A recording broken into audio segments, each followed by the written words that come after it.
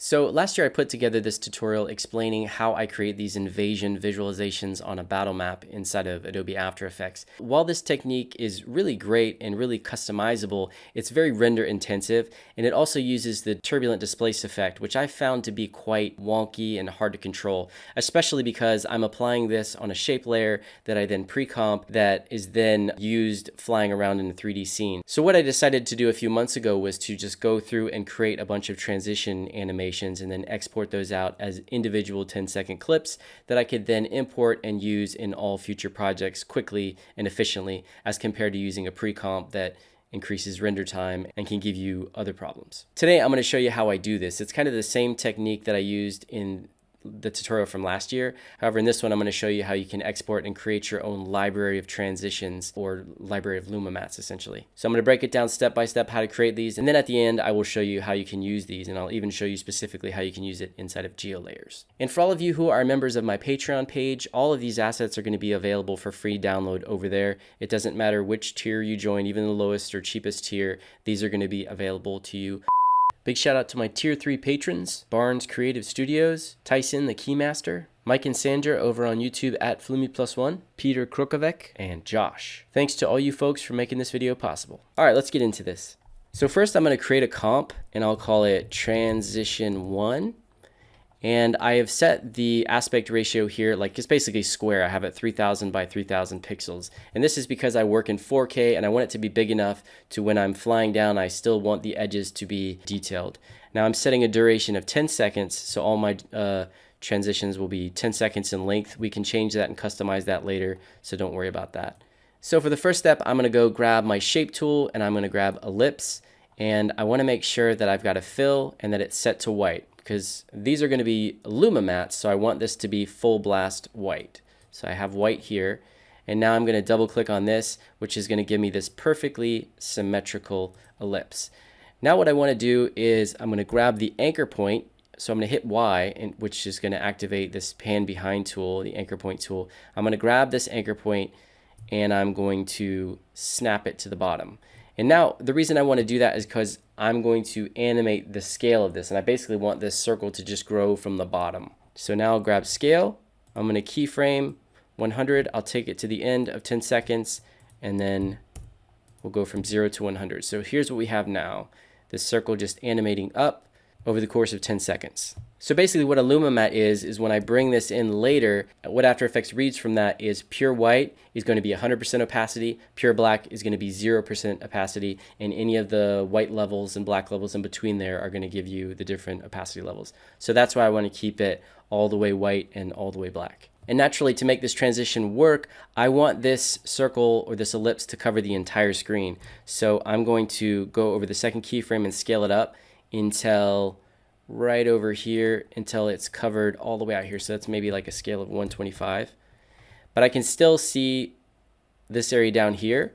And to get around that, I'm just going to come down here. I could do like a position animation, but I'm going to go to this add menu and I'm going to add an offset paths. And what this is going to allow me to do is, as I pump up the amount here, it's just going to expand this ellipse. And I'm going to pump it up.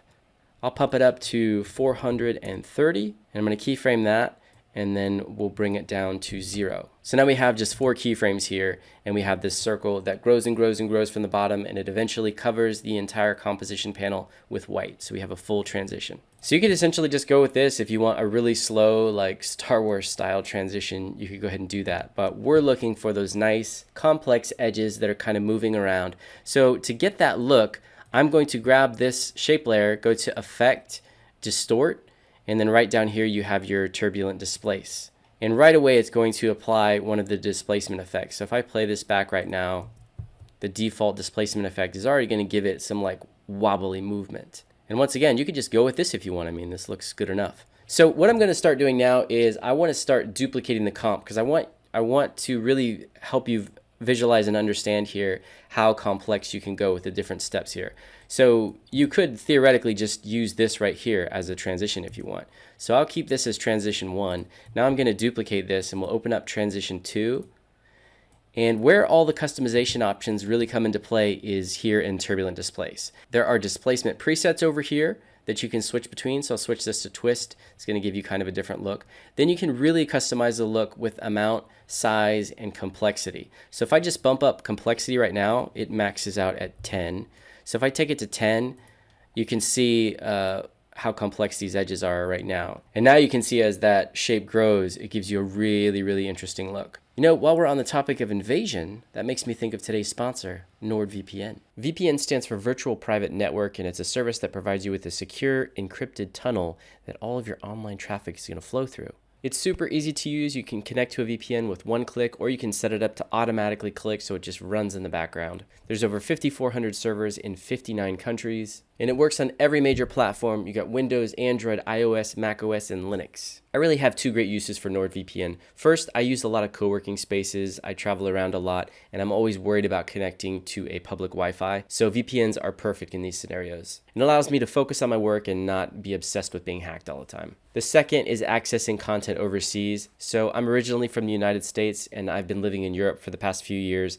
And so many times I want to access content in my home country. NordVPN allows me to do that. In fact, I got access to Disney Plus before it was available here in Europe, which is very cool. And by connecting to those servers in the US, I can access the Netflix libraries, which are different from the ones here in Europe. Very, very cool. To learn more, go to nordvpn.com/BooneLovesVideo. And stay safe out there. Once again, this is good to go. This is its own transition. So I'm going to duplicate this. Let's open transition 3 up. Another way to achieve a really cool look is to add a repeater. If you remember this from the other tutorial, what you do here is you go over, you click on add, and then you add a repeater. And then over here under repeater, you open up the transformation properties. And now I'm going to expand this so we can see what's going on. At the very bottom, you have end opacity. So if you bring that down to 0, you can immediately see here that you're starting to see a little bit of edge here. And that's these, you have 3 different levels now.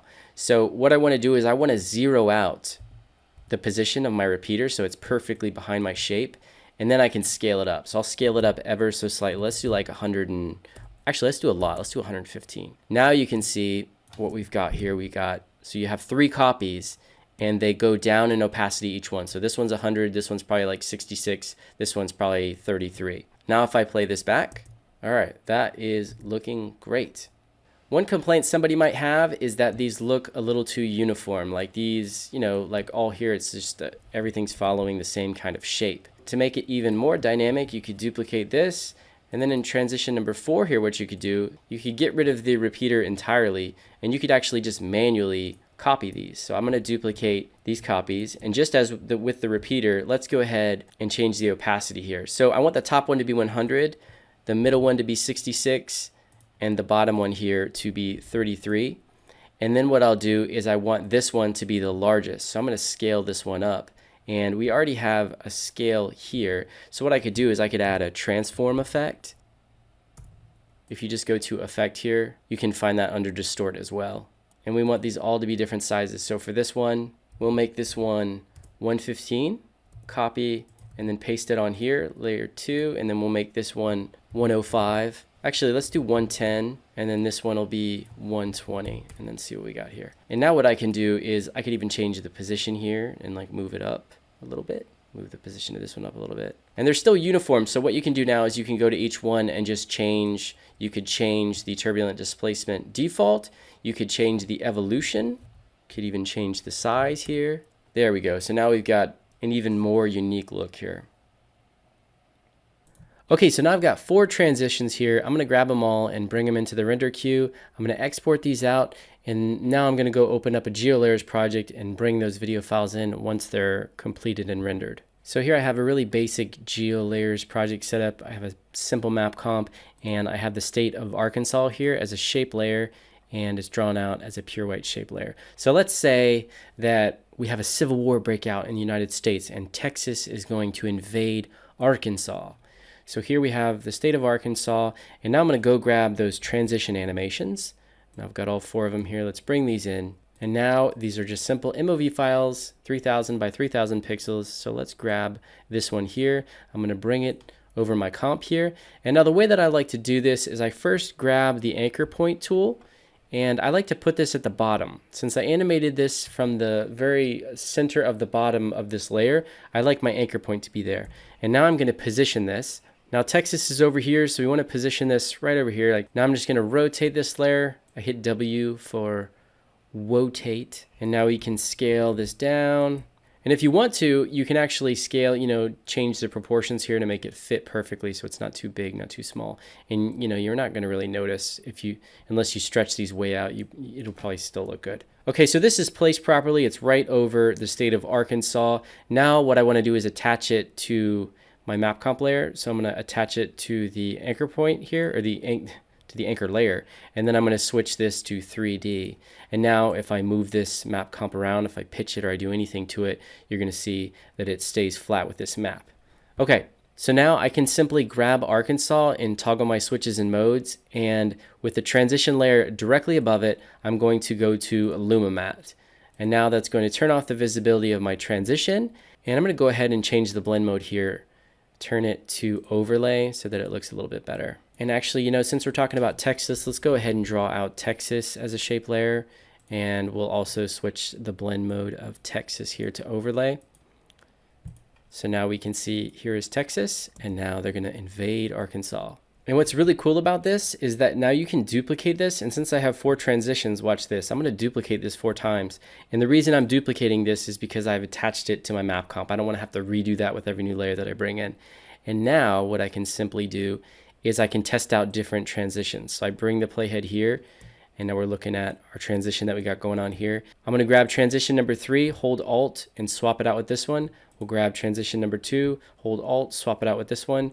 Grab transition number 1, swap it out with this one. So now I have these real transitions, and to change them and take a look at them, all I need to do is simply drag them beneath or just above our Arkansas layer, and that's going to switch that to the new Luma matte. So, and I can take a look at these quickly just to see. There's a more simple one, and here's our original super easy one. So let's zoom out a little, change the pitch, and I'll do a quick little animation here, kind of flying down and around toward Arkansas, just so you can see that this animation will work in 3D, finalize, and render out. One important thing to keep in mind about these Luma mattes is the fact that, again, they're only 10 seconds in length. So once you go past this 10 seconds, you might lose your image there because it's not reading from the matte there. So one workaround here is you can simply right-click on your Luma matte clip and then go to time, freeze on last frame, and then that's going to stretch it to the end of the comp, and it's going to do a little time remap there.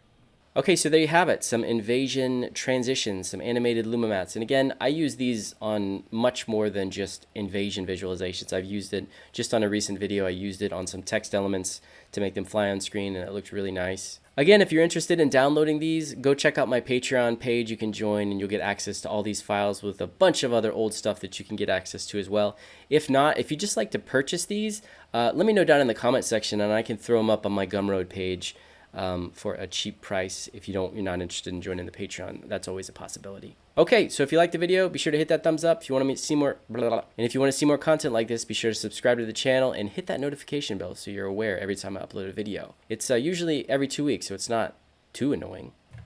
See you in the next one.